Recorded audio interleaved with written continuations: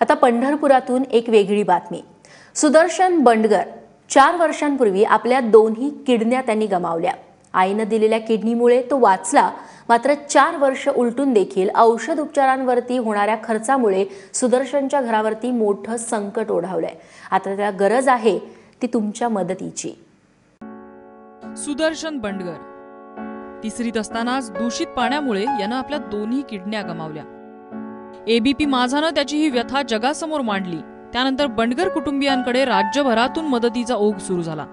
आईनं एक किडनी दिल्यामुळे बचावलेला सुदर्शन आता 7वीत शिकतोय, मात्र आजही त्याची आणि त्याच्या कुटुंबाची परीक्षा संपलेली नाहीये। ऑपरेशन नंतर सुदर्शनच्या औषधोपचारावर महिन्याला 8 ते 10 हजारांचा खर्च होतोय। तो महिन्याला त्याला जे गोळ्याचे डोसच्या लागतो आणि जाणे येण्याचा आमचा खर्च, डॉक्टरला ही ती फाईल काढणे 400 रुपये, इन्फेक्शन होतंय त्याच्यामुळं त्याला महिन्याला नेणे गोळ्याचा डोस कमी जास्त करते ती, त्याच्यामुळं ती चेकिंग करावंच लागते। त्याचं क्रिएटिंगचं, हेमोग्लोबिनचं ही चेकिंग केल्याशिवाय त्याला आम्हाला महिन्याला नाही डॉक्टर गेलं की ती लगेच खवळतात, काय येत नाही तुम्ही टायमिंगला। बंडगर कुटुंबियांची परिस्थिती अत्यंत हलाखीची आहे। मोलमजुरी करून प्रकाश आणि अनिता बंडगर 5 जणांचं पोट भरतात। उसनं करून आणि सावकाराकडून कर्ज उचलून मुलाला वाचवण्याची त्यांची धडपड सुरू आहे। कुठे घेऊन जावं लागते त्याला? जहांगीरमध्येच। मुंबई? पुण्यात। आणि तिथं काय काय करावं लागतं?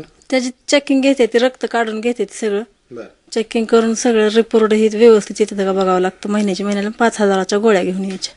गोळ्या कंपल्सरी? हो, कंपल्सरी घ्यायला लागतात। त्या दवाखान्यात जायला लागतं, तिथे गेल्यावर रक्त ही चेक करते ती, परत दवाखान्यात ती डॉक्टर पशी जायला लागतं, डॉक्टर चेक करतात बीपी ही।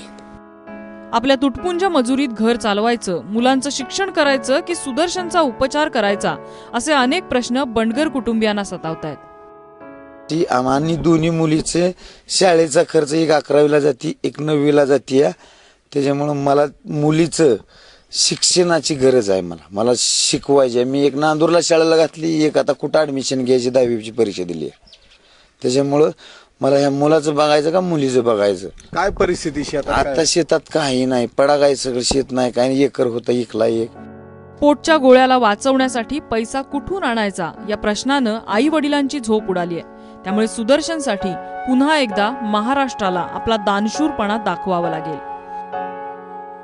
सुनील दिवाणसह ब्युरो रिपोर्ट, एबीपी माझा, पंढरपूर। तेव्हा सुदर्शनला कशी मदत करता येईल हे देखील जाणून घेऊयात।